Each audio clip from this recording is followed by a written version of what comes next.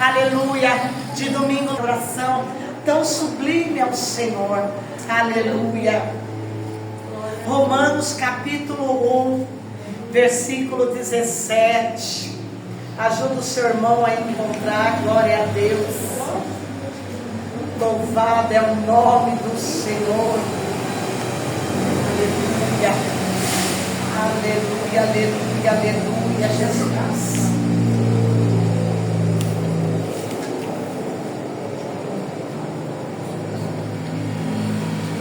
Vamos ler o versículo 16 em diante. Não me envergonho do Evangelho, porque é o poder de Deus para a salvação de todo aquele que crê, primeiro do judeu, depois do grego, porque no Evangelho é revelada a justiça de Deus, uma justiça que do princípio ao fim é pela fé, como está escrito: o justo viverá pela fé. Aleluia, dá glória a Deus, aplauda o Senhor Jesus. Aleluia, Ele toda a honra, toda a glória.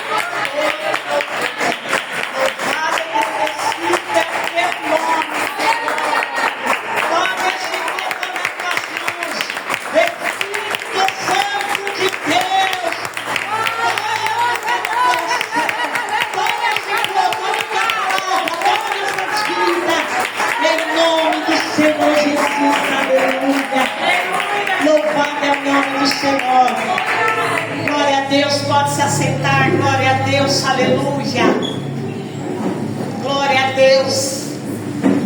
Hoje é um dia muito especial, é um dia mais que especial no mundo espiritual, é um marco no mundo espiritual, e é com muita alegria que eu quero falar desse marco no mundo espiritual, na minha vida, na sua vida, na nossa geração, e em todas as gerações. É um marco, porque o Senhor é fiel. O Senhor conhece os seus. Aleluia. Louvado e engrandecido é o nome do Senhor. E hoje dia 31, é um marco histórico da Reforma Protestante. E hoje nós vamos falar da Reforma Protestante. E nós vamos ser ensinados o marco que teve no mundo espiritual. E por que o inimigo odeia tanto essa data? Porque todas as vezes que o inimigo se levanta contra a palavra do Senhor, os céus também se levantam. Não por causa de mim, de você, das paredes da placa, mas por causa da palavra. Jesus fala bem assim: aonde estiver um ou dois reunidos no meu nome, eu estou ali. Não é por causa da placa da igreja, não é por causa de 100 metros, de 1000 metros, de um estádio, não é por causa da roupa, não é por causa do altar, do pastor, de título, não é nada disso. Jesus, Ele é fiel por causa da palavra dele. Aleluia, a palavra do Senhor não cai por terra, a palavra do Senhor se cumpre, as promessas se cumprem, porque o Senhor segura a palavra dele com a mão forte.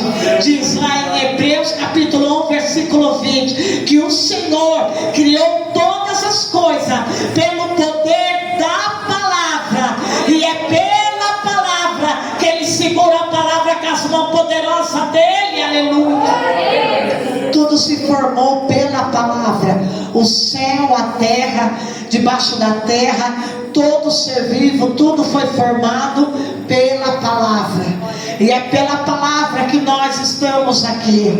Aleluia. Tudo existe por causa da palavra. Tudo que você vê, toda a tua existência é por causa da palavra. O teu nascimento foi por causa da palavra de Deus. A tua caminhada, cada livramento, cada restauração, cada cura, cada como. Cada coisa que aconteceu na tua história é por causa da palavra de Deus. Tudo está envolvido no propósito da palavra do Senhor. Fala glória a Deus. Deus é fiel com a palavra dele. E é por isso que o justo viverá pela fé. Em Gálatas vai dizer da fé, e Hebreus vai dizer por fé. É por fé. Sem fé é impossível agradar a Deus, porque a palavra e tudo que subsiste é pela fé, é pela palavra. Então creia na palavra de Deus, na sua vida, na tua história, porque hoje tem um marco espiritual muito grande. Aleluia. E como sexta-feira é o dia em que o céu está aberto, o mundo espiritual está em movimento, nós vamos falar dessa graça. Aleluia. Glória a Deus. Fala glória a Deus. Glória a Deus. E para entender essa graça, eu convido você a voltar a 2000 anos atrás. Glória a Deus. Aleluia. Quando Jesus, 3 anos, andou na terra, fez o ministério dele, cumpriu o ministério dele e subiu ao céu. Ficou os discípulos, e dos discípulos, os outros discípulos, e dos outros discípulos, os outros discípulos, e cada discípulo chamado apóstolo. E a palavra apóstolo quer dizer testemunha ocular do Senhor Jesus e mensageiro de Deus. Hoje, para você entender os marcos no mundo espiritual, você precisa voltar um pouco na história e entender porque o inimigo, ele odeia essa data, dia 31 de outubro, a data em que a luz desceu do céu, a graça desceu do céu, dissipou as trevas, dissipou a ignorância, e a palavra triunfou e reinou, trazendo luz aos corações e libertando a humanidade mais uma vez da ignorância da terra e do pecado. Glória a Deus. Jesus se assente, dá ordem para os discípulos propagar a palavra, e ele vai dizer: os sinais seguirão aqueles que crêem. E assim que os discípulos, até o último discípulo João na ilha de Patmos, quando ele veio a falecer, o último discípulo ficou os seus discípulos, porque a palavra não para. Os discípulos morreram, os discípulos terminaram a sua carreira, mas houve outras frutificações, porque a árvore de Jesus, ela não é seca, é um ramo, é uma oliveira, ela é frutífera, é uma videira frutífera. Então nasce um, cumpre a missão, ele falece, ele vai para a glória, a palavra continua frutificando por gerações. Então nada vai parar a palavra do Senhor. Depois dos discípulos, começa agora a era dos pais da igreja, que são os discípulos dos discípulos, os apóstolos dos apóstolos, e também alguns apóstolos, como André, como Marcos, como alguns em que você não tem o evangelho dele aqui, mas que eles, junto com os outros discípulos, testemunha ocular. Quando Jesus estava na terra, foi chamado por Jesus, ele não teve o evangelho dele escrito, nem achado na arqueologia, na história. Os únicos escritos que nós temos achado são esses livros aqui, que são cartas apostólicas do apóstolo Paulo. Mas teve os outros discípulos que pregaram. Marcos pregou em toda a Ásia, foi até a China. André foi até a Ásia, foi até a Índia.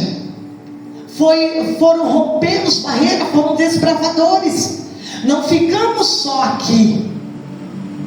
Esses evangelhos, se foram escritos, não é confirmado uma teoria, se eles escreveram as experiências que eles tiveram da cidade em que eles pregaram, deve estar lá no subterrâneo, porque o tempo passou.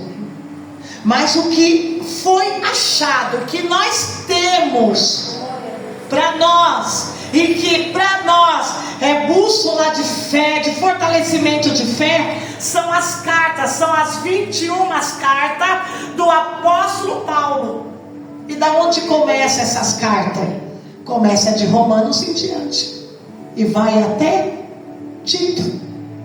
Tem um apóstolo Judas, não o Judas Iscariotes, mas o outro Judas.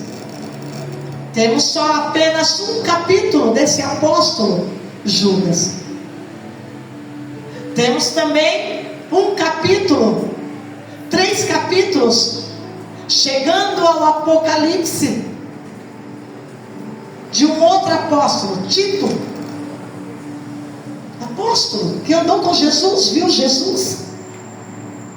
Mas muitas vezes falamos tanto do apóstolo Paulo, a história de Saulo, a conversão de Paulo, e pregou para os gentios, que esquecemos que existiu outros apóstolos. Jesus, quando deu a direção para os 70, não era só 12. 12 é o que estava aqui, que foram os primeiros que Jesus chamou, mas depois Jesus chamou mais 70, e a palavra em Marcos, Mateus, Lucas vai dizer que Jesus deu autoridade para os 70 discípulos, apóstolos, pregarem a palavra dele. Aleluia, glória a Deus. E os 70 voltaram, contando a experiência sobre a autoridade que é no nome de Jesus. Glória a Deus, aleluia. Mas nós se atemos e pegamos por o ensinamento errado e religioso que vem há séculos, que é só a carta de Paulo que é para nós ler. Então a gente não lê as outras cartas existentes, comprovadas. Nós não lemos os pais da igreja, todos os livros que eles deixaram, que são os discípulos, que são apóstolos. Na igreja de Antioquia, uma igreja que foi o próprio Deus que plantou na cidade de Antioquia, ali tivemos o primeiro bispo, e ele ficou ali. Tivemos também o Clemente, Eusébio, são discípulos oculares, e discípulos de Pedro, de João, de Filipe, de Tiago, pessoas que foram nascendo e que pegaram ali o cetro do Evangelho, a bandeira do Evangelho, e foi indo, não parou. Temos mulheres e mulheres, mas eu não vejo o nome delas, só vejo de algumas.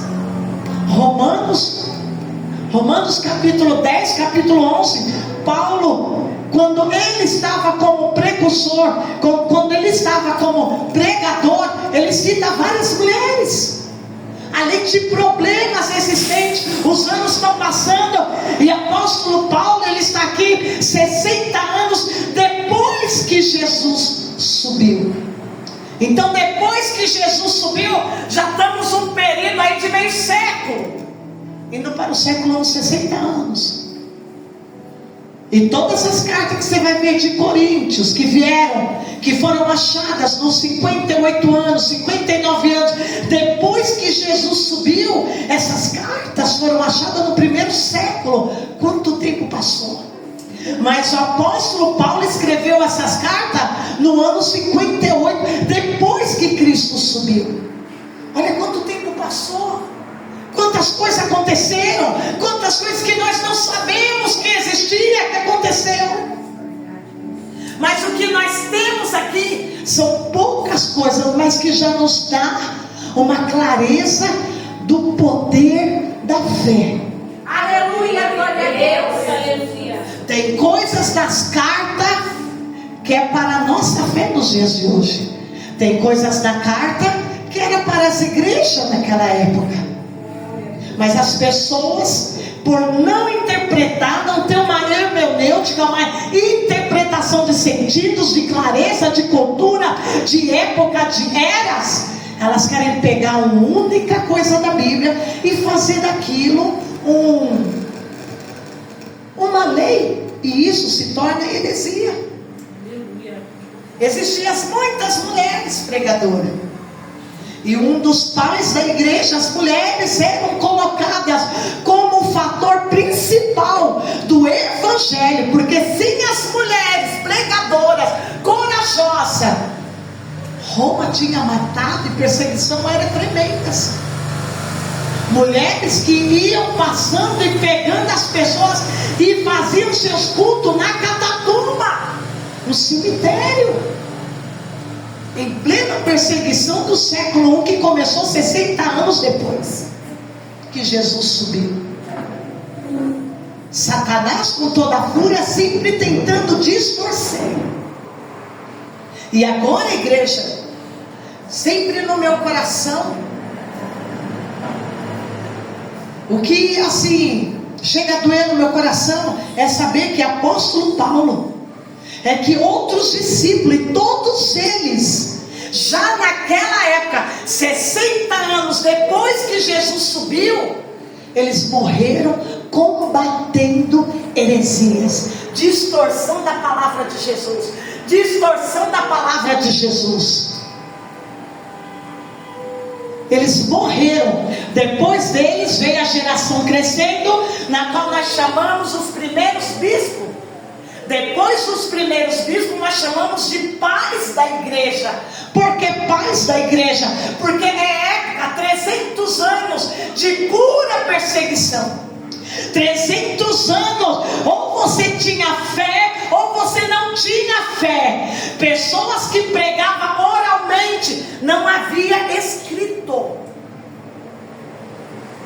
Por isso que a palavra é tão digna, tão verdadeira, porque era ensinado oralmente, um tipo de decoração. É assim que Jesus falou. E aquela criança era preparada, e ela crescia com aquela palavra que foi ensinada, e ela transmitia sem uma vírgula a mais, sem uma vírgula a menos. Isso se chama pregação oralmente. Não havia escritos ainda. Esses escritos aqui do apóstolo Paulo só foram achados no século 6, século 8, século 10, e daí foi formado quase no século 15 a Bíblia. Olha os tempos se passando. Olha o tempo hoje que nós temos aqui. Para nós termos uma Bíblia, isso aqui verteu muito sangue de homens e mulheres pregadores fiéis da palavra.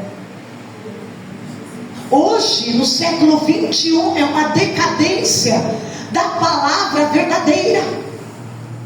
Hoje você ensina uma criança a palavra verdadeira, mas a globalização e tudo que acontece hoje distorce. Hoje é tudo distorcido. E quando você tem uma igreja que está expondo a verdade como ela é, aleluia, Satanás não deixa a pessoa permanecer, porque ele não quer que a pessoa seja liberta com a palavra verdadeira, porque só a palavra verdadeira, que se chama solo escritura, é que liberta o ser humano daquilo que ele é. É só a palavra verdadeira. Mas hoje, com status, com poder, com todas essas luxúrias e usura e comércio que a igreja entrou, ela pegou um rumo, ela pegou um caminho diferente da verdade. E é por isso que essa data é tão especial. E são poucas igrejas que nessa data, ela não quer o teu dízimo, ela não quer a tua oferta, ela não quer nada de você, além que você tenha uma fé verdadeira, genuína, pura, e que tenha nascido da água do Espírito para a salvação. Glória a Deus, aleluia. Porque todos nós vamos dar conta da palavra do Senhor. Agora, os discípulos, nós temos aqui na igreja de Antioquia, na igreja de Jerusalém, Clemente, ele aceitou o Senhor Jesus na pregação de Pedro. E Pedro, quando ele falece, Clemente está pronto com a bandeira e pregando o Evangelho. Depois começa a vir outros e outros pais da igreja. Os primeiros bispos formados. Bispo quer dizer pastor da igreja. A palavra bispo quer dizer pregador, quer dizer pastor, quer dizer protetor, guardião da palavra. Naquela época não é como hoje, fala pastor. Não, naquela época você era um guardião da palavra, das escrituras. É por isso que você era preparado. E lembre-se, era oralmente. Você não podia transmitir o ensinamento dos teus ideais, do teu achismo. Porque eu acho, porque eu sinto, porque eu tive um arrepio. A palavra tinha que ser pura, genuína, não podia ter as suas emoções envolvidas, até porque foram 300 anos do século I, depois dos 60 anos ao século III de pura perseguição. Então a palavra ela tinha que ser verdadeira, pura, para que aquele que aceitasse e tomasse a decisão de seguir os passos de Jesus, ele sabia que ele não poderia voltar mais atrás. Não é essa palhaçada, essa patifaria do século 21. Eu vou para a igreja e vou procurar aquela que eu gosto, que eu vou me adequar, aquela que mexe com o meu emocional. Não. O Evangelho sempre foi decisão. Ou eu sigo, ou eu renuncio às minhas vontades, tomo a minha cruz e sigo aos passos de Jesus. Então eu não estou no Evangelho que Jesus ensinou. Pega a tua cruz e siga-me. Renuncia todas as coisas. Se eu não renuncio pelos passos e pelo amor de Jesus, eu não estou seguindo a Jesus. É um evangelho falso. É um evangelho já impuro, distorcido. Que eu vou servir Jesus do jeito que eu acho, do jeito que eu quero. Não é. Não foi esse evangelho. O evangelho é uma decisão para sempre, até chegar no céu. E esses outros apóstolos que vieram, chamados de os primeiros bispos, e agora chamados de pais da igreja, continuaram. E a fé era assim: aceita Jesus, crê em Jesus, se arrependa dos teus pecados, nasça de novo e esteja pronto para morrer por amor ao Evangelho. Porque a tua vida não tem que estar aqui na terra, mas a tua vida pertence ao Senhor. É por isso que você vê no primeiro século e no segundo, foi a pior perseguição. Eles indo para a arena, e eles cantavam, adoravam a Deus em plena arena, aonde estavam os leões. Porque o Evangelho é para dar vida pelo Evangelho. Não é o Evangelho dar tudo para a minha vida, servir a minha vida, colaborar com a minha vida. Não, é ao contrário. O Evangelho é para me dar a minha vida para Ele. Por Ele. Para Ele são todas as coisas. Isso é o verdadeiro Evangelho. É eu morrer para o Evangelho todos os dias da minha história. E eles tinham isso como base. E é por isso que a perseguição, a execução da morte, para eles era como nada. Porque Cristo habita em mim. E a vida que eu vivo na fé em Cristo. Glória a Deus, aleluia. Esse era o Evangelho até o terceiro século. O puro, o que dá a vida, o Evangelho verdadeiro. Que eu vou servir do jeito que eu acho e que eu quero.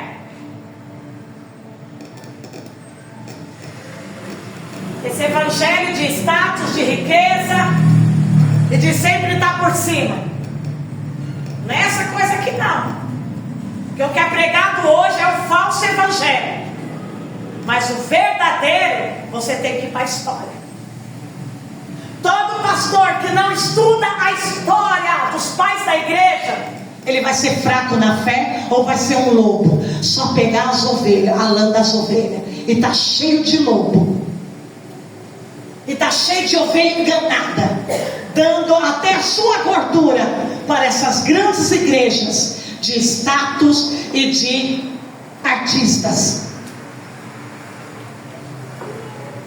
Está cheio. Mas a central do verdadeiro evangelho, até o 3º século, tão firme, tão arraigado, tão enraizado nas palavras de Jesus, era o evangelho que eu larguei tudo. Eu não volto mais para o mundo. Eu não quero o mundo, eu quero Jesus. Aceitei Ele, sigo Ele. Glória a Deus. Esse é o verdadeiro evangelho. Não tem meras escolhas. É uma escolha única e para sempre. Estou te seguindo, Jesus. E vou fazer somente a tua vontade. Vou dar minha vida pelo Senhor. Chegamos ao 3º século. Agora no 3º século, a perseguição está grande. Só que também o evangelho se alastrou. Não tem como segurar os crentes. Não tem como segurar os verdadeiros cristãos. Roma decai agora. Roma não é mais uma potência. Roma agora vai passar pela destruição, por divisões. Não vai ter mais imperadores. E agora no 3º século, ano 300, agora tem um imperador chamado Constantino. Pode queimar crente não estava nem aí. Pode jogar na fogueira, no óleo quente, pode decepar, pode cortar a cabeça. Ele jamais vai negar Jesus. Glória a Deus. Glória a Deus. Roma viu no 3º século que não tinha como. Você pode matar a carne, mas você não vai parar a fé, não vai parar a palavra. Glória a Deus. Aleluia. Constantino agora, um dos últimos imperadores. Constantino agora, ele se converte. Mas há teorias de que ele não se converteu verdadeiramente. Ele simplesmente, para mantê-lo no poder. Você vê isso na história. Só que vai a cada um querer julgar conforme interpretou a história. Está no coração. Esse imperador, ele se converte ao cristianismo. Para quê? Para ter o apoio do povo cristão, para o manter no poder. Porque agora tinha cristão lá no poder de Roma. Tinha cristão agora, os soldados eram convertidos, soldados romanos. Tinha agora cônsules convertindo, um tipo de ministros, eram cristãos. Juízes em Roma eram cristãos. Comerciantes, professores, médicos eram cristãos. O cristianismo se alastrou em Roma. E agora, para não perder o cargo, então eu vou lá, vou me adaptar ao cristianismo. Ele chegou até se batizar. A história vai contar a história dele até aí, mas deixa bem claro nas palavras dele, para me ter o poder e o apoio. Isso é as palavras de Constantino, para que eu possa ter o apoio do povo. Porque o cristão está agora em todos os lugares da grande Roma, e espalhado por todo mundo. A influência cristã estava muito grande. E ele vai e ele assina, como cresceu, religião oficial de Roma cristã. Acaba-se com a perseguição. Ele edita um documento oficial acabando com a perseguição e coloca o cristianismo agora como religião ou umas das religião oficial de Roma. Até os soldados são cristãos agora. Estamos no 3º século, ano 300. Só que ele vai fazer uma coisinha. Que os crentes daquela época, eles eram muito observadores em questão de fé. Deixa eu ver se você tem uma fé pura, genuína, se nasceu mesmo, ou se é só emoção.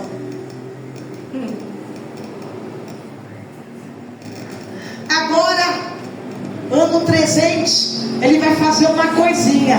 Fala o quê? Vamos colocar o cristianismo como religião oficial de Roma, umas das religiões, porque Roma, ela tinha várias religiões e adorações. Porém, toda a nossa cultura de adoração, que vem desde a Grécia, de milênios da Grécia, permanece. E eu vou tirar os bispos natos, originários dos apóstolos, e eu vou colocar os meus agora. Eu tiro o verdadeiro e vou colocar o meu. Você agora vai ser bispo de tal igreja, fulano vai ser. Já reparou que quando um governador ou um presidente sobe no poder, qual a primeira coisa que ele faz? Ou quando chega um novo gerente, um novo supervisor numa empresa, qual a primeira coisa que ele faz? Eu tiro os antigos e vou colocar os meus, porque eu vou doutrinar da minha forma, da minha maneira, do meu jeito. Eu tiro toda aquela equipe antiga, que era fiel ao antigo, e vou colocar os meus novos. Sempre teve isso em Roma. Cada vez que subia alguém no poder, eles tiravam toda aquela turma, mandavam até executar, e ele elegia os novos. E com Constantino não foi diferente. E a única coisa, ele não mandou executar, mas ele tirou todos os originários e colocou os deles. E ele coloca agora e registra, todos vão usar o nome bispos.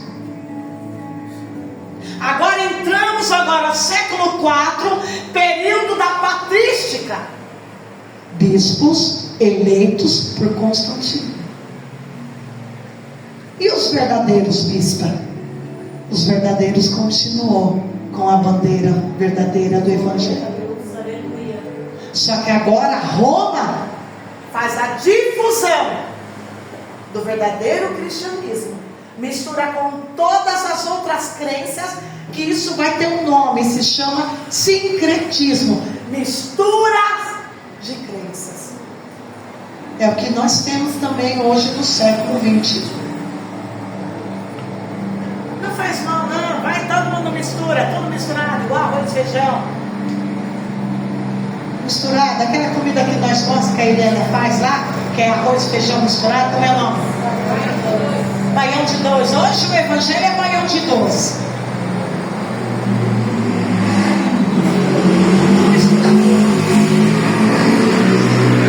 Do século IV agora, presta bem atenção agora. Do século IV, onde teve as mudanças, e teve os que era original a palavra de Jesus, continuaram pregando o verdadeiro e lutando com tudo agora que já tinha heresia e se forma heresia, e passaram toda a vida lutando contra as heresias. Século V, agora a igreja, por causa de Constantino, vai se tornar Estado. Ela ganha tanto poder, acaba Roma, acaba o imperialismo, e agora a igreja, ela é poder, ela se forma Estado. É a igreja que manda, a igreja de Constantino, não a igreja de Jesus. Você consegue entender? E os de Jesus estão com a bandeira levantada. Está o confronto aí. Só que agora a igreja vira Estado. E quando chega no século V, ela pega tanto poder, que ela prega o que ela quer pregar, porque agora ela vira Estado.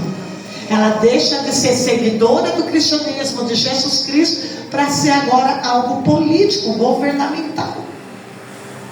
Ela escolhe os teus reis, ela escolhe quem vai governar, ela escolhe quem vai ser o próximo bispo. No século IV a século V, por causa de Constantino, aonde nós vamos ter Os primeiros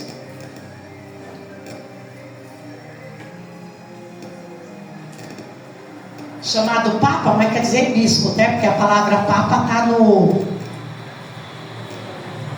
está em Roma, está na língua romana. Nós vamos ter. Ficou o primeiro Papa da igreja. Foi um equívoco deles. foi uma mulher. Chamada Joana. Mas como virou estados, eles arrancam ela fica um ano governando, eles arrancam ela por quê? Porque mulher tem filho, engravida. E agora virou estado, virou poder, virou algo político, algo que vem dos ramos, das influências do Império Romano. Vamos criar uma lei.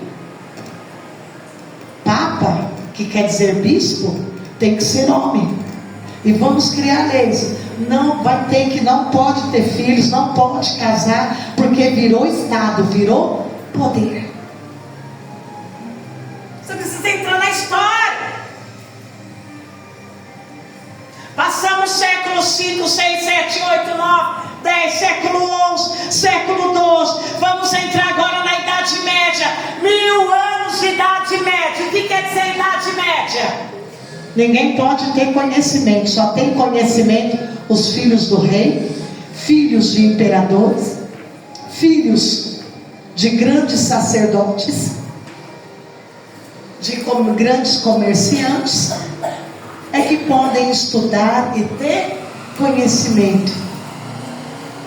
Conhecimento é mais que ouro, é mais que toda a riqueza que você pode imaginar que existe na terra. Conhecimento, ele vai tirar as escamas dos olhos e vai te levar à verdade. Entramos 1000 anos de ignorância, Chamada na história, Idade Média, a Idade das Trevas. No que diz ao âmbito religioso, político, nada evoluiu. Teve as suas evoluções pequenas, mas em questão religiosa, a igreja havia virado um Estado, um poder político. E como poder político, eu não posso deixar que o conhecimento chegue a ele, porque senão ele vai cobrar os direitos dele. Porque quem tem conhecimento cobra os teus direitos. Ela esconde a palavra, porque isso aqui é um conhecimento. isso aqui é ouro. Isso aqui é só para o Estado agora. É o Estado que manda. Que era o quê? A igreja. E a igreja está governando como o papel de Estado, não era separado.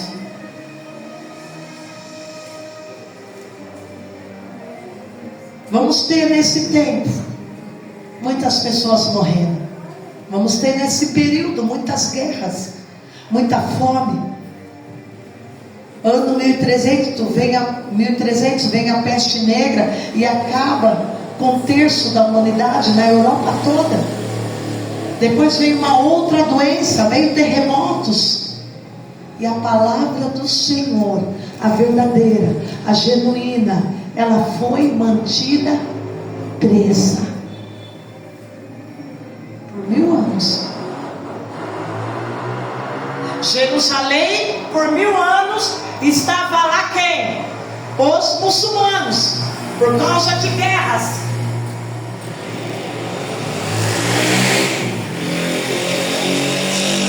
isso que nós chamamos a Idade Média a Era das Trevas, porque ninguém tinha conhecimento. Ano 1300 nós estamos agora, século 12. O tempo está passando. Começa a surgir agora nesse século os primeiros monges, padres, teólogos, como você quiser chamar, mas são homens que se dedicavam a estudar a palavra de Deus. Quem tinha conhecimento? Os sacerdotes, filhos dos governantes e os teólogos.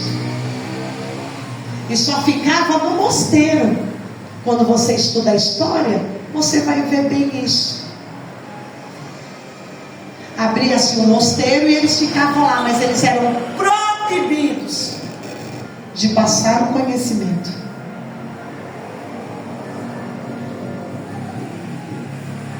Havia um monge, quer dizer teólogo. A palavra monge quer dizer estudante da palavra. Não é um monge lá de tibetano. A palavra monge quer dizer um estudante da palavra, um teólogo. E ele ficava lá, mas ele era proibido a falar da palavra para aquela comunidade, para aquele local. Olha que triste, igreja. O povo perecendo, mas você tinha que ficar dentro daquele mosteiro até o final da tua vida, você conhecendo a verdade, mas você era proibido por lei a passar a verdade. Mas o Senhor estava olhando tudo isso. Glória a Deus, aleluia. Glória a Deus. Não tinha muitos estudos, todos, ano 1300 ainda analfabetos. Mas a palavra vai dizer que havia um monge chamado John. Esqueci o segundo nome dele. John Hus. Hus quer dizer pato. E esse monge, ele vai no vilarejo onde ele está, lá na Espanha, e ele começa a ensinar para o vilarejo a verdade sobre a fé, sobre a palavra. Foi um tipo de um fiscalizador e o denunciou para a igreja estatal. Chegaram lá, pegaram ele e o acusaram de heresia, porque ensinar a verdade era heresia. Olha como o diabo age. Armaram a fogueira e estavam queimando. Já estamos agora entrando aí no ano 1400. Queimaram ele. Mas o homem cheio do Espírito Santo, o homem cheio do conhecimento da palavra, e quando ele estava se queimando na fogueira, ele dizia: podem botar mais fogo, mais madeira, mais brasa, porque eu quero queimar logo para chegar. Você só está queimando esse corpo, eu quero chegar logo no céu com meu Jesus. Ele está me esperando. Enquanto ele queimava na fogueira, a história vai dizer que ele diz: hoje vocês estão queimando John Hus, que quer dizer pato. Hoje vocês estão queimando eu, mas eu profetizo: daqui a 100 anos vai nascer um que vai tacar fogo no mundo inteiro. Hoje você está com fogo num corpo mortal como o meu, mas daqui 100 anos nasce um sobre a terra que vai tacar fogo no mundo inteiro. É a palavra de Deus.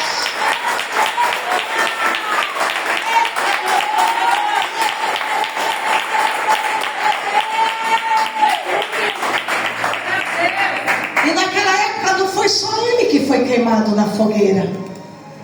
Mulheres de homens nobres que eram alfabetizadas e que iam fazer a obra, fazer caridade, assim chamado. E elas falavam sobre a fé, a verdade. Elas eram acusadas de heresia e queimadas na fogueira. Nessa época está desde o ano 300 está até o ano 500. Está aí. Agora o Estado vai fazer cobranças de imposto. O Estado, ele quer dinheiro. O Estado, ele cobra o quê? Imposto. A Igreja Católica Romana, a palavra católica quer dizer universal. Foi fundado pelo Constantino. Tudo que é Estado cobra imposto Para manter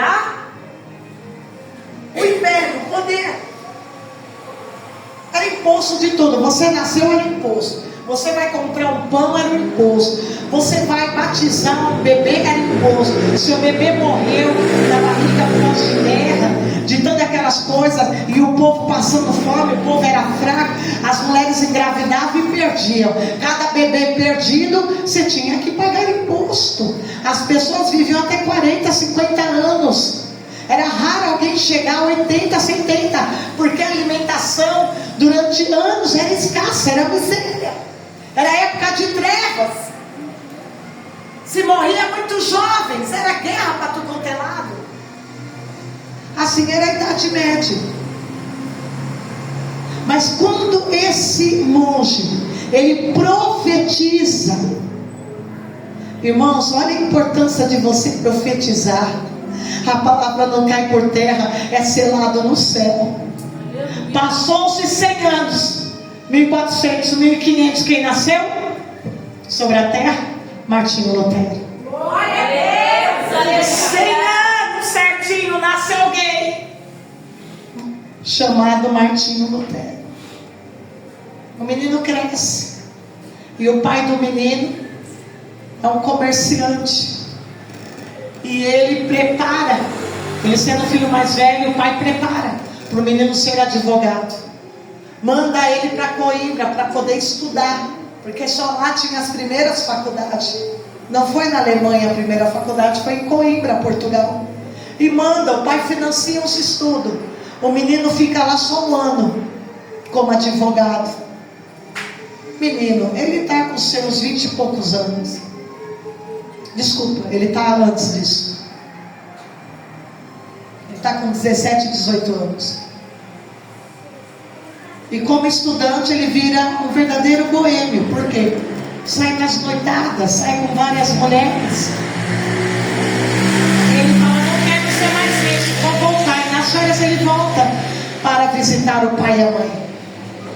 Porque os pais, eles financiavam o estudo como se financiasse uma casa, um terreno para o plantio. Era muito dinheiro. Depois de um ano ele volta. E o pai percebe que tem algo errado no filho dele. Não, esse menino não deu valor a tudo que eu financiei. O menino só vai para as noitadas, para as baladas. O menino é carne pura, o menino quer viver a juventude, o menino quer beber, o menino quer mulherada, quer a vida da noitada. O menino não estava empenhado nos estudos. E ele não fala para o pai que ele não quer ser advogado, que ele não sabia o que ele queria ser da vida. E a história vai dizer que Martinho Lutero, crescendo, ele conhece um amigo. E esse amigo foi a uma igreja, ouviu uma pregação e se converteu. E esse amigo agora larga tudo. E esse amigo agora está pregando o evangelho.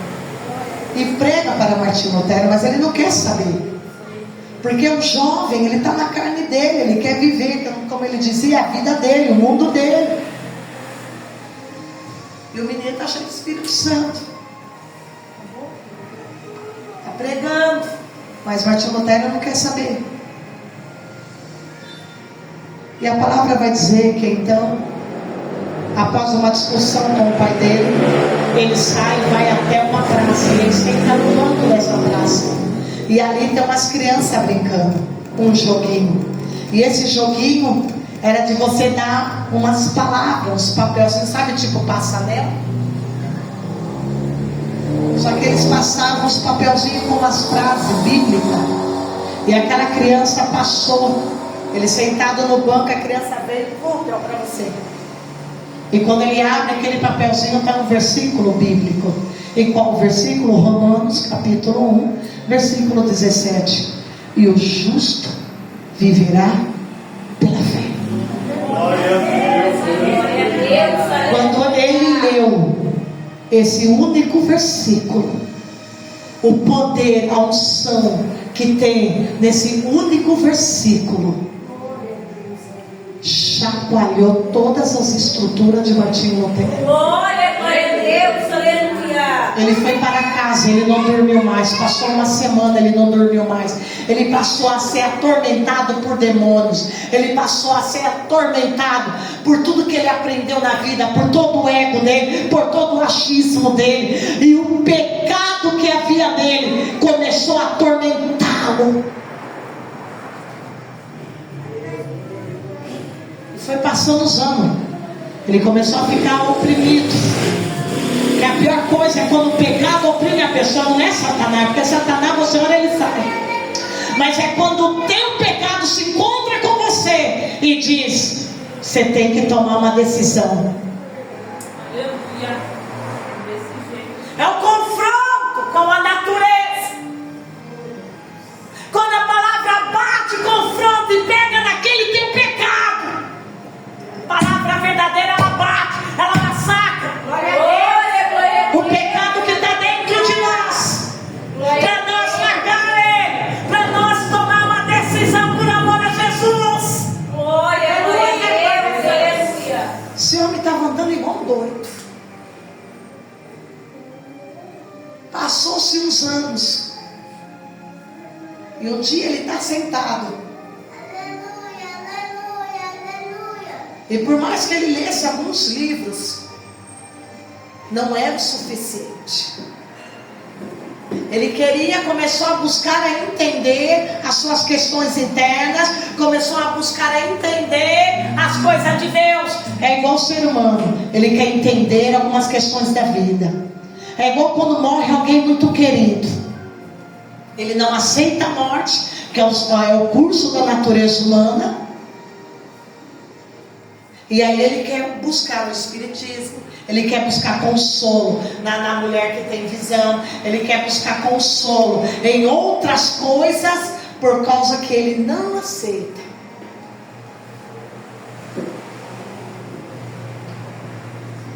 Uma autojustificação daquilo que eu não aceito. Então eu quero buscar aquilo que eu acho que é um conforto para mim. Mas a minha alma está rejeitando aquilo.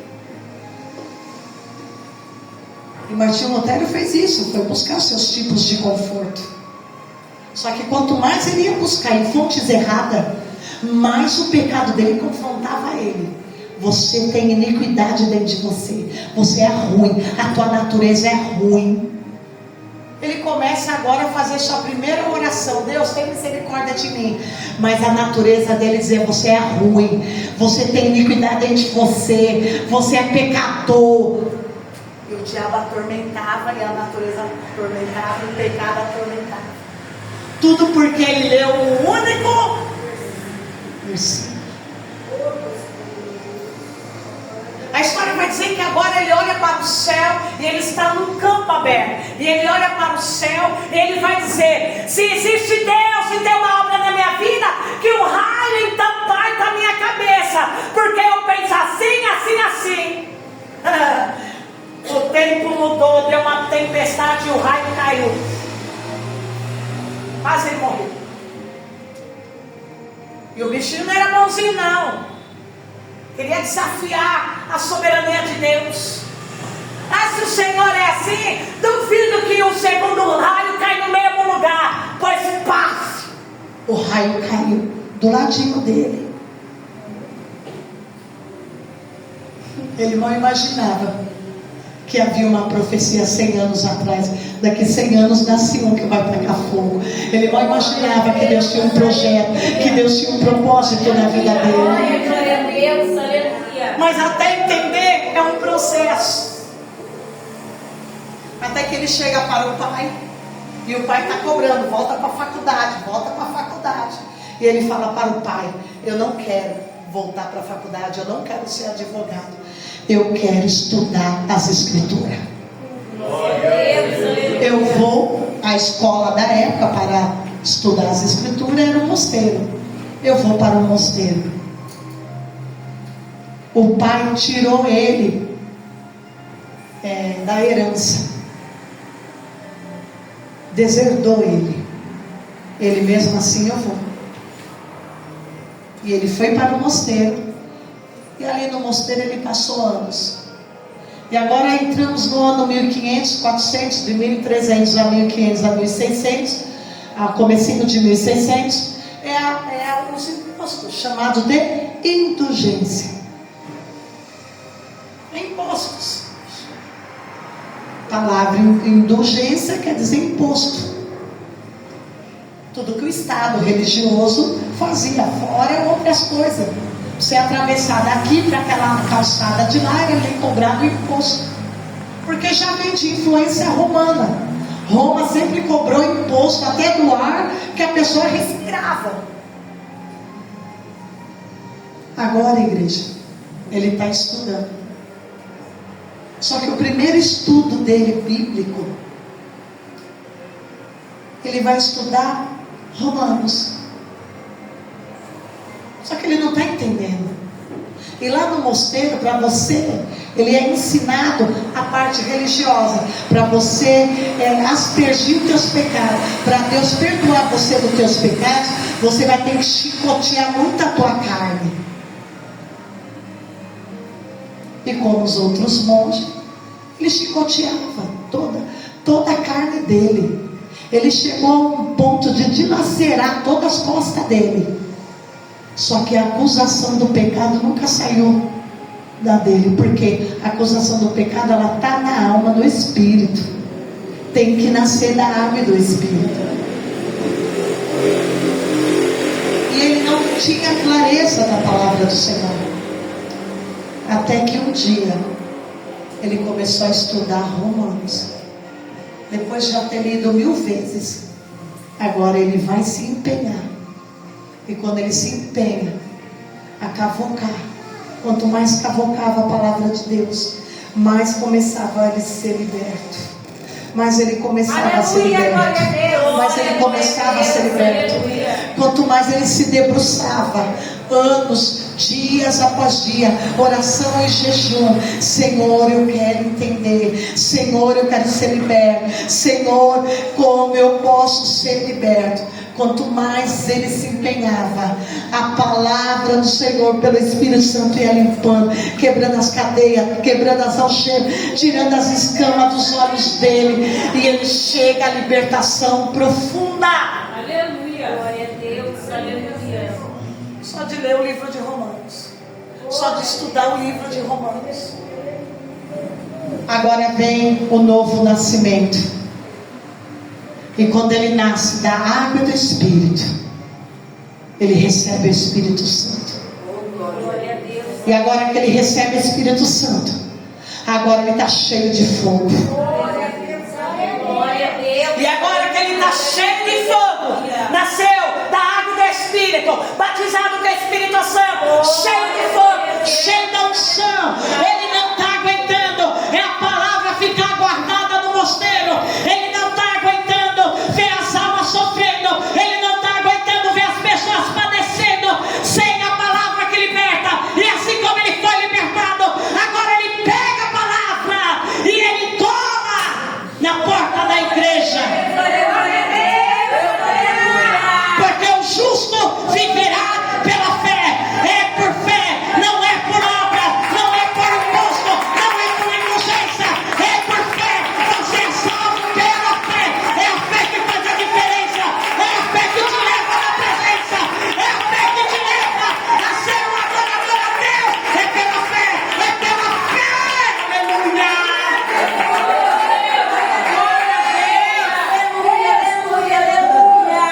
Era um costume daquela época, todos os avisos de novas cobranças de imposto, de algum evento na cidade, era colado na porta da igreja de Westminster, na Alemanha, a grande igreja que existe até hoje.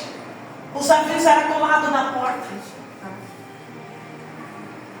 De manhã você quer saber a notícia, quem faleceu, quem nasceu? É só ir lá na porta da igreja, dá os avisos.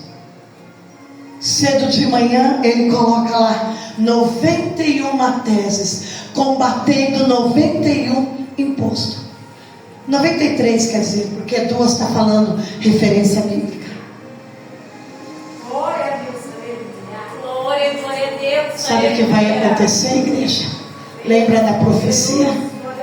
A primeira pessoa que chegou lá às 7 horas da manhã, que leu, e o justo viverá pela fé.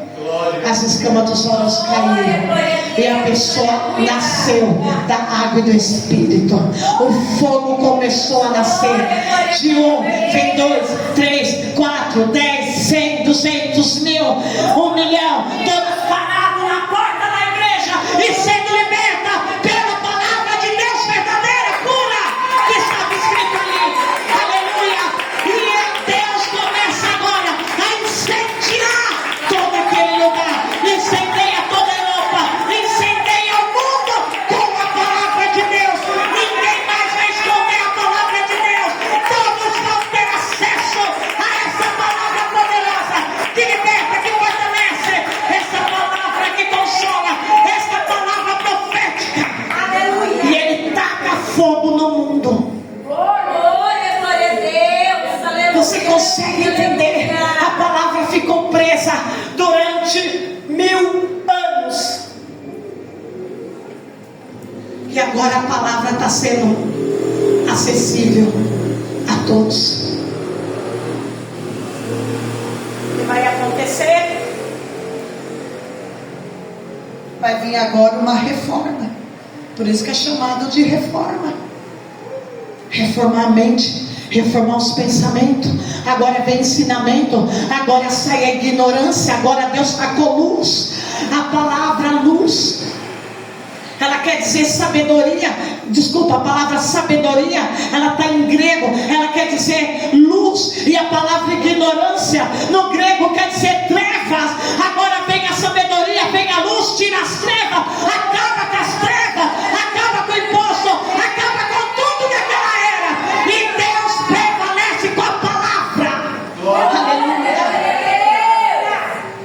Deus maravilhoso.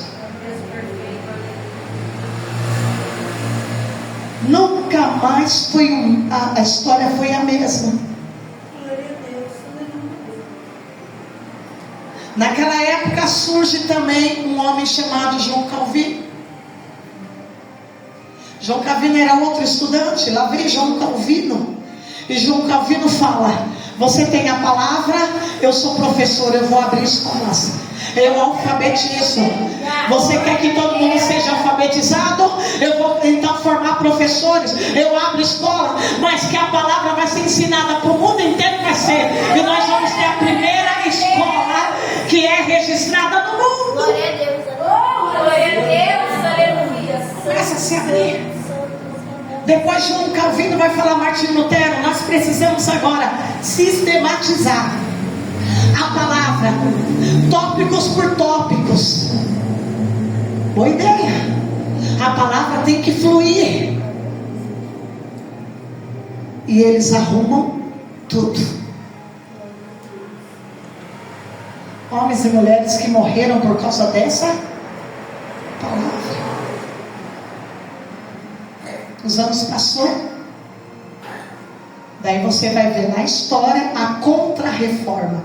Contra-reforma é o Estado querendo combater Martinho Lutero e as teses de Martinho Lutero, fazendo reuniões, se chama contra-reforma, e na qual agora há uma separação do Estado, que é o poder político, com a igreja, através do rei Henrique III da Inglaterra. Ele rompe, todos é rompido agora. Agora nós não podemos mais avançar na história, porque agora, a partir de 1650, começa, tem palavra, não nasce da palavra e do Espírito, vai ter agora o Espírito Santo. Primeiro teve a palavra. Glória a Deus. Igreja, em 1600, em Veneza, em toda a Europa, nunca se teve tão crente, existiu tão cristão, tão crentes, convertidos com a palavra, do que existe hoje no mundo inteiro. Aonde você ia, era a pessoa andando com a Bíblia para cima e para baixo. Eram pessoas estudando a palavra, sendo curadas, sendo pessoas convertidas pela palavra. Se alastrou, foi fogo no mundo, mudou o mundo. Glória a Deus, aleluia. Agora chegamos em 1600. Tem palavra? Agora vai ter o Espírito. Em 1600 para 1700 vem o primeiro e grande avivamento do Espírito Santo. E Deus sopra o Espírito em todo mundo. E agora todo mundo cheio do Espírito Santo começa a sinais, prodígios e maravilha sobre todos os cristãos. Aleluia! Glória a Deus. E sabe o que aconteceu? Tem palavra, tem Espírito, tem unção, tem poder. Vamos tirar quem está no poder. Glória a Deus, aleluia. Para ser governador, para ser rei, para ser rainha, para estar lá como ministro, tem que estar cheio do Espírito Santo. Glória a Deus, aleluia. Os cristãos em 1700, quase 1700, eles se reúnem e pela primeira vez na história, eles tiram todos os governantes e a rainha da Inglaterra. Aonde você vai ouvir falar da retirada de tudo aquilo que eles entenderam como falso evangelho. Eles rompem com a igreja do Estado e eles viram agora protestante. Protestante, por que a palavra protestante? Porque foram aqueles que protestaram contra as trevas. Por isso que a palavra protestante, tem gente que não sabe o que é protestante. Protestante é que protestou contra as trevas. Glória a Deus, aleluia. E eles tiram, e é onde eles colocam no trono Elizabeth I, que é a rainha protestante. E eles eliminam todos os catolicismos, todos os católicos, todos aqueles que não eram protestantes. E agora começa o que é a semeadura. A Inglaterra vai entrar num período de grande prosperidade, porque só assumiu protestante. Inglaterra, toda a Europa vai prosperar de uma maneira, porque estão todos cheios do Espírito Santo. Todos vão prosperar de uma maneira muito grande.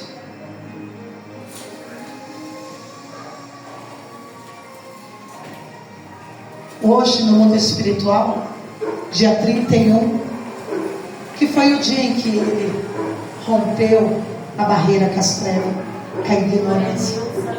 31 de outubro de 1537. A partir de hoje, no mundo espiritual, Satanás perdeu mais uma vez. Porque hoje todos têm acesso à palavra do Senhor. Glória a Deus, aleluia. Só que o inimigo quer colocar frieza nos dias de hoje. O inimigo quer colocar apostasia. O que nós lutamos no dia de hoje? Contra a apostasia, a rebelião contra a palavra de Deus.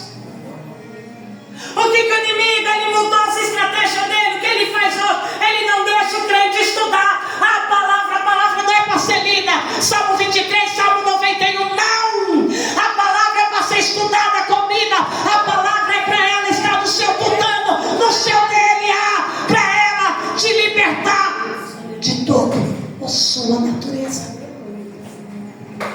Qual é a luta hoje? É contra a apostasia, a frieza espiritual, a frieza da palavra de Deus.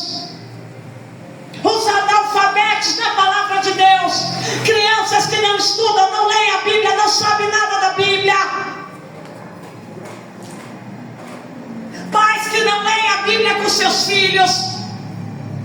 Qual é a luta hoje? É fazer a palavra de Deus estar não na cabeceira, não esquecida numa estante, mas estar numa mesa sendo lida no almoço de domingo com a família. Glória a Deus. Satanás durante os anos vai mudando as estratégias dele para tirar a palavra de Deus dos corações. Daí o crente sempre vai estar fraco na fé.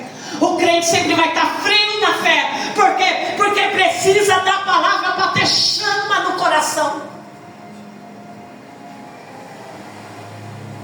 Nós vamos entrar naquela palavra que Jesus falou: se o Filho do Homem voltar hoje, ele achará fé na terra?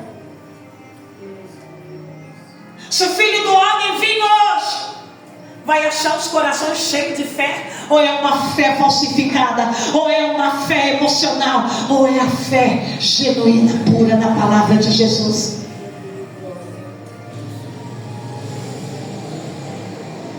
Coisa linda, irmãos. Esse dia é para ser celebrado. Sabe o que Satanás fez alguns anos atrás?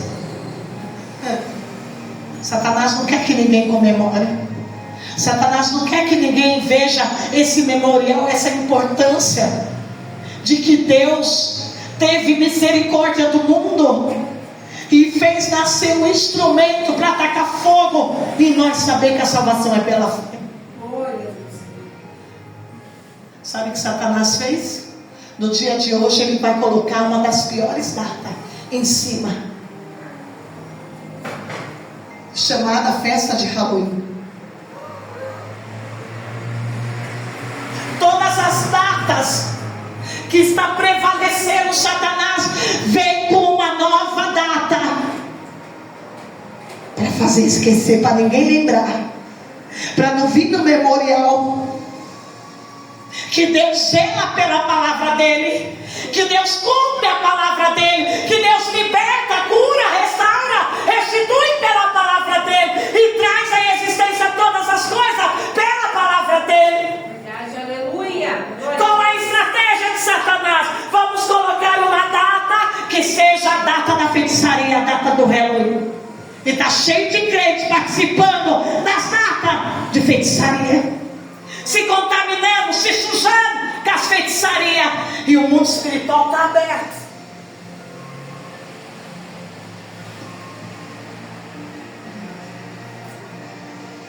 É sério, igreja? E da onde que veio a festa do Halloween? Das feitiçarias do norte da Inglaterra, aonde começou o espiritismo, aonde começou as bruxarias do norte da Inglaterra.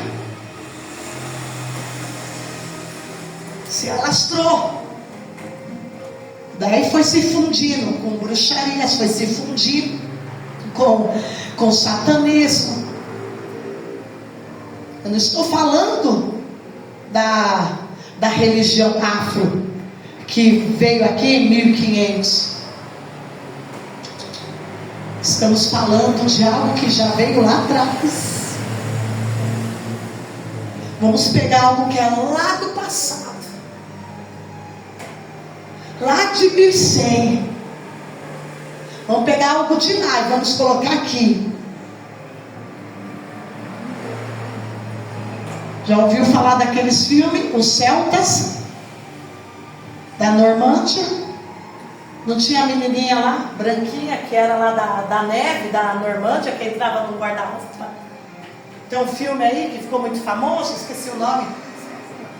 Era lá na Normândia. É o norte da Inglaterra. Se alastrou. Nárnia. Isso aí, no norte da Normândia. Os celtas vêm de lá, também chamados de bárbaros.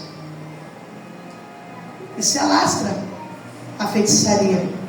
Inglaterra não conseguiu mais controlar e se alastrou. E Satanás trouxe para o Brasil, porque tudo que é porcaria vem lá de fora e se instala aqui no país dos foragidos.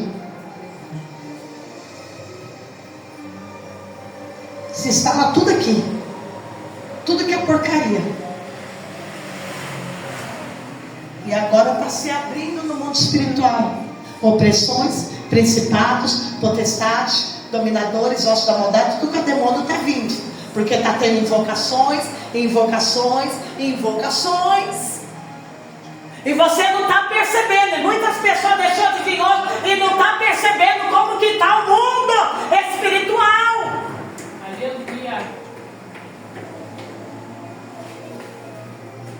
Olha Satanás querendo tirar.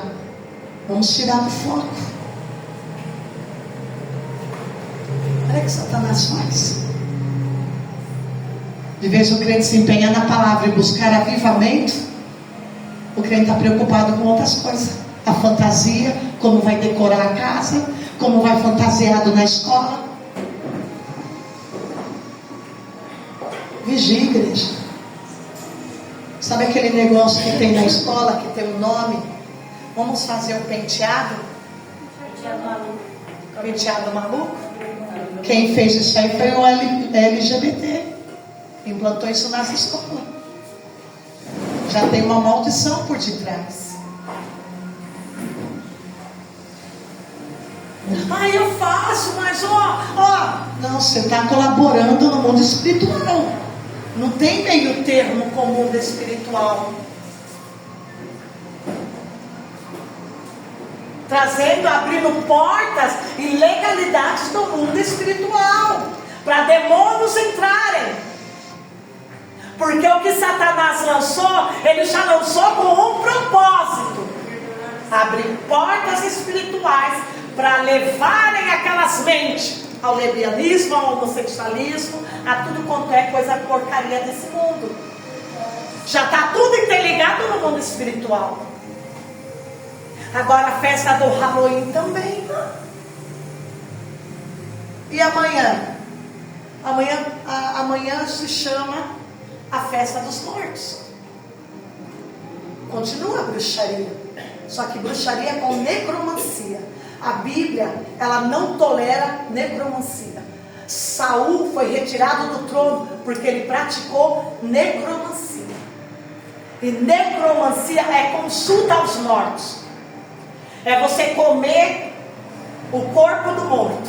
É você acender vela para o morto. Isso é necromancia. É você consultar quem já morreu. É necromancia. Amanhã, dia 1º, começou essa maldição, começou desde de 1600 e 700. Começou por onde? Pelo México, através dos primeiros moradores indígenas daquelas regiões, e se alastrou. Tudo que é coisa ruim se alastra, né? Coisa boa não se alastra. Já percebeu, igreja? Se alastrou. Estados Unidos, México, Venezuela foi se alastrando. Mas na história dos 600 houve um padre. E esse padre protocolou: não vamos lutar contra essa heresia. A Bíblia está dizendo que consulta aos mortos é necromancia. E a igreja então vai coloca uma data oficial. E essa data vai se chamar Dia de Todos os Santos. Não fez muito efeito, mas para tentar esconder a data dos mortos que estava se alastrando. E nesse período de 1600, 1700, 800, começa agora aquele negócio que tem Allan Kardec. Está se alastrando, chamado sincronismo.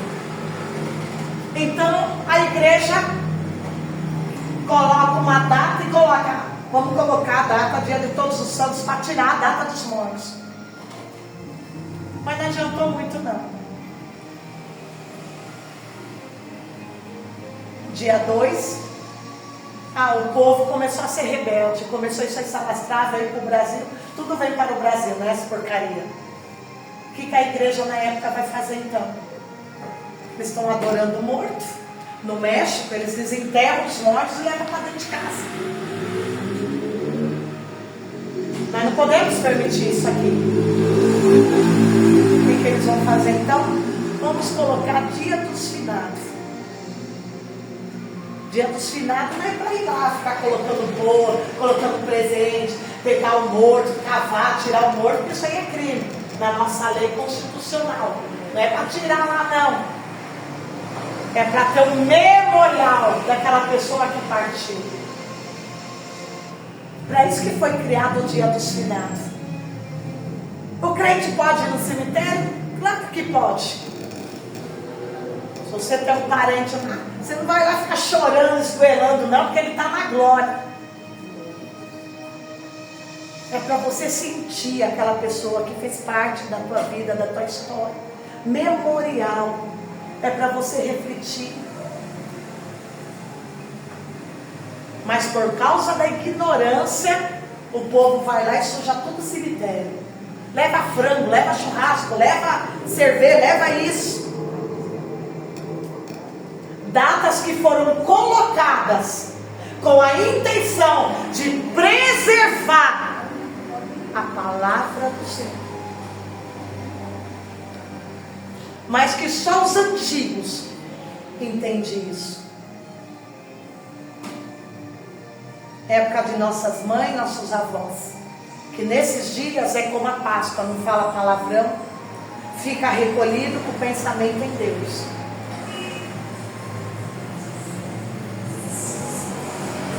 Então, igreja, essa palavra, não me envergonhe do Evangelho, porque ele é o poder de Deus.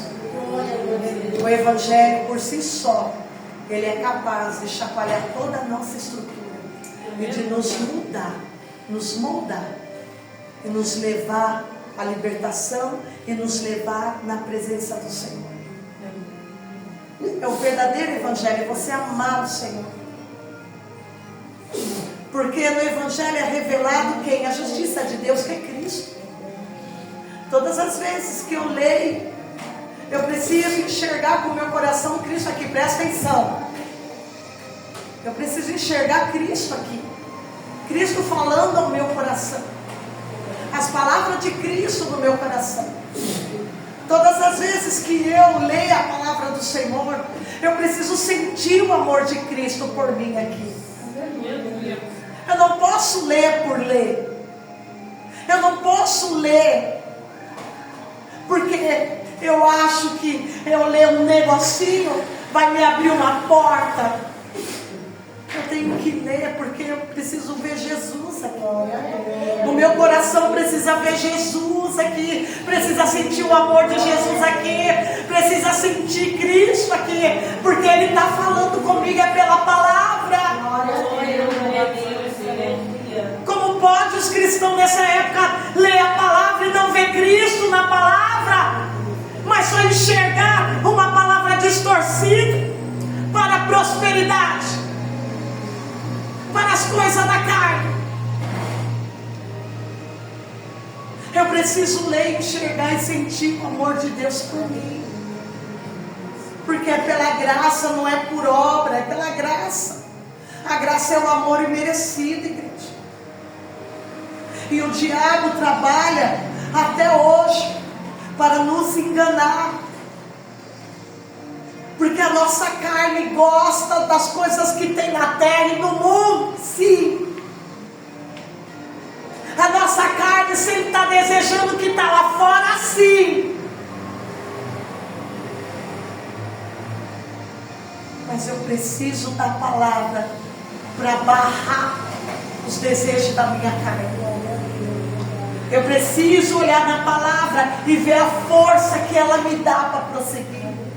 Eu preciso olhar para a palavra e ver como ela me confronta os meus pecados, a minha natureza, quem eu sou. Para eu todo dia tomar uma decisão que cabe a mim de mudança. Porque não adianta eu ler por ler.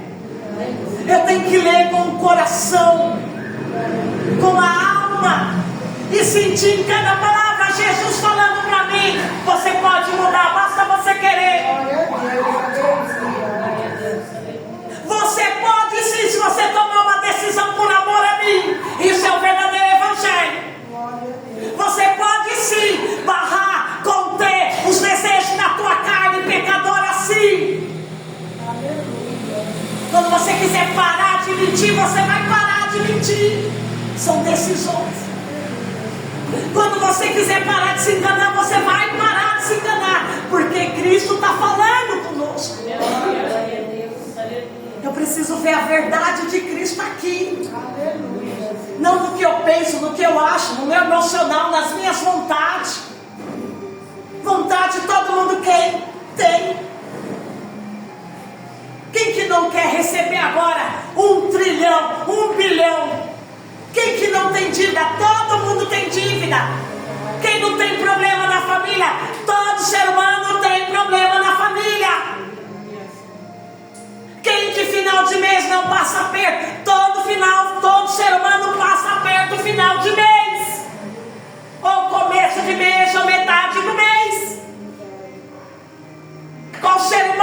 não tem um problema, um drama dentro de casa? Qual ser humano que não tem um filho nas drogas, um marido que não é liberto, uma mulher que não é liberta? Todo mundo tem. Agora eu quero ouvir pregações de que não, eu vou só vencer, sendo que o Evangelho fala: olha, fica firme na tua fé, porque vai ter dias que você vai chorar sim, porque o sol nasce para o justo e para o injusto. O injusto também chora. Por que você acha? Só porque você crê em Jesus que você não vai chorar? Você vai passar por dores, você vai passar por momentos ruins na vida, você vai passar por momentos de luto na vida, você vai passar por momentos de ganhos, de perda na vida. Você vai passar. Você vai passar por momentos de humilhação, sim, que vão te humilhar, vão te expulsar de lugares, não vão querer você em lugares, vão dizer que você não pode, que você não serve, que você não vai chegar. Você vai ouvir isso, sim. Você vai ouvir isso dentro de amigos, de família, sim.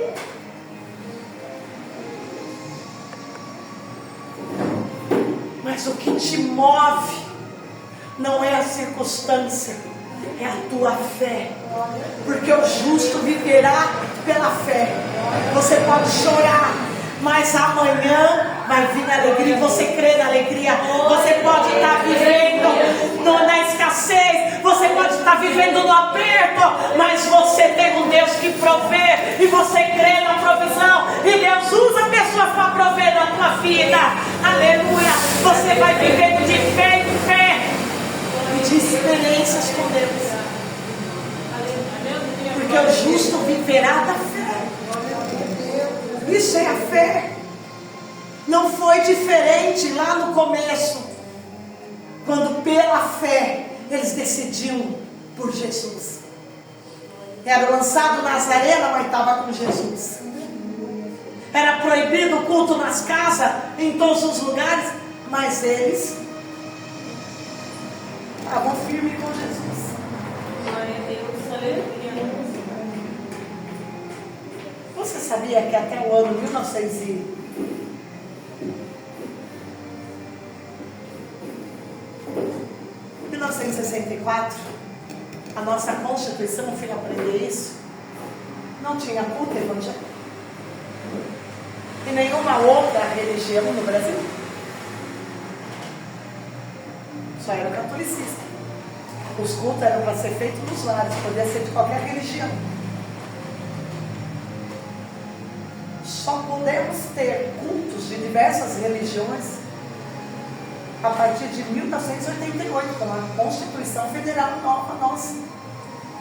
Antes não podia.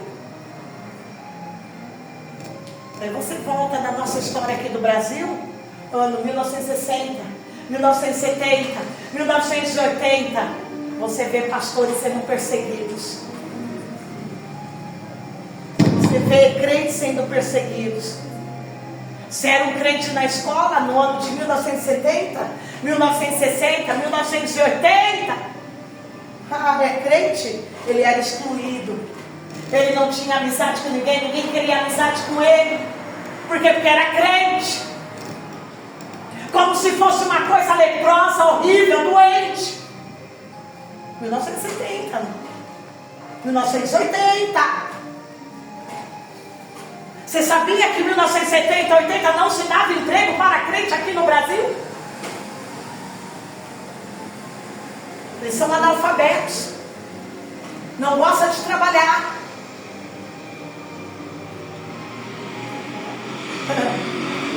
Aqui no Brasil, exceções.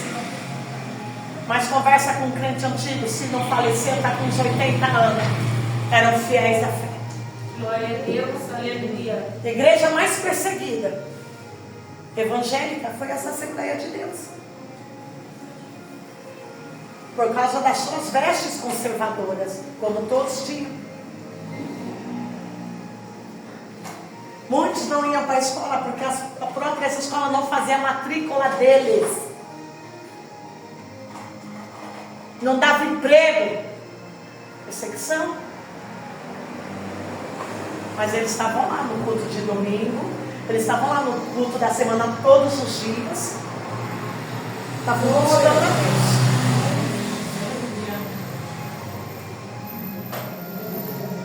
E agora? Agora está tudo light, né? Depois de 1988, que não é muito tempo, hoje está muito tudo light. Igreja, guarda essa palavra no teu coração.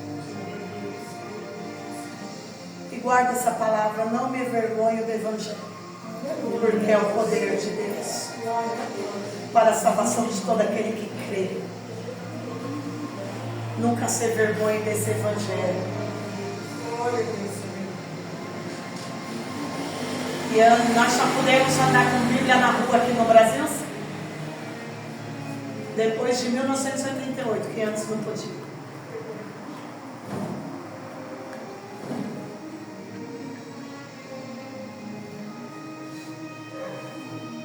Igreja Universal, num dos filmes, no primeiro filme, está datando ali 1970, a primeira obreira que saiu com a Bíblia na mão, ela foi espancada. E ali no filme conta um pouco da história da perseguição que o Evangelho sofreu. Dá valor para a igreja. Tudo que o Senhor nos dá hoje, as oportunidades que o Senhor nos tem dado hoje. Hoje nós podemos, hoje ninguém pode apontar e criticar a tua fé, e nem você pode apontar e criticar a fé do outro, mas você tem que ganhar todas as pessoas por amor, não é por ignorância, porque a ignorância já foi dissipada lá com Martinho Lutero. Hoje você pode semear a palavra de Deus, o amor de Deus nos corações.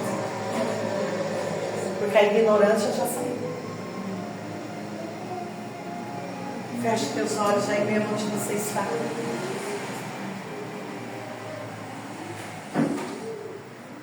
Senhor, faça dos teus filhos, Pai, instrumentos para as próximas gerações.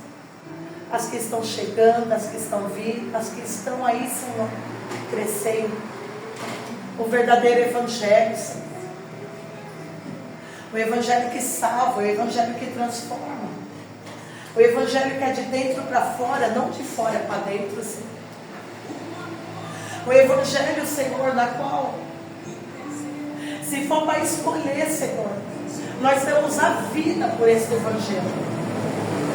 Porque esse Evangelho é o poder de Deus nas nossas vidas, Senhor. Esse Evangelho não é meras palavras, mas é o poder de Deus que opera, que efetua em nós a imagem, o caráter de Cristo, a transformação em nós, Senhor.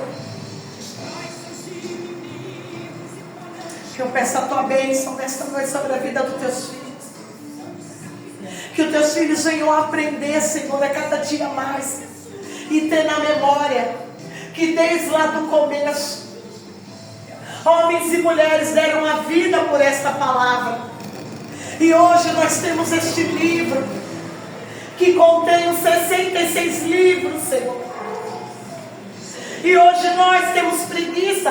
Hoje nós, Senhor, não queremos ler um capítulo. Foram tanto sangue derramado, Senhor, para que este livro chegasse nas nossas mãos. Foram tantas almas, Senhor, na arena dos leões. Foram tantas almas queimadas na fogueira. Foram tantas almas que tiveram as suas famílias destruídas, casas queimadas, arrasadas, para que essa palavra chegasse até nós. E hoje nós não damos valor, Senhor. Hoje, Senhor, nós damos justificativas, então te pedimos perdão, Senhor. Porque hoje damos prioridade a tantas outras coisas, mas nós não paramos um dia na semana para estudar um capítulo da tua palavra, para chorar pela tua palavra, Senhor. E queremos libertações e queremos transformações.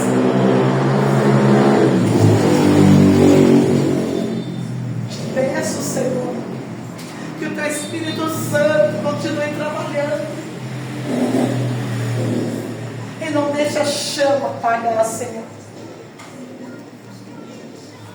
Porque devemos nascer da água e do Espírito, da palavra e do Espírito. E nos ajude nesta, Senhor, nesta geração de apostasia, a ser, Senhor, instrumentos de fogo, a atacar fogo nos corações pela palavra verdadeira, Senhor. A palavra que transforma, Senhor. A tua palavra com amor, Senhor. Que possamos sentir amor e voltar a sentir amor por esta palavra. E quando nós carregarmos ela em nossas mãos, nós voltaremos a sentir o fogo queimando nas nossas mãos, como eu estou sentindo agora, Senhor. Quantas vezes chegamos na tua casa com o coração arrasado, e a tua palavra veio de encontro e nos consolou, nos fortaleceu. Quantas vezes, Senhor, o Senhor liberou uma palavra, mesmo nós não merecemos, e a tua palavra, Senhor, nos deu a cura, a restauração.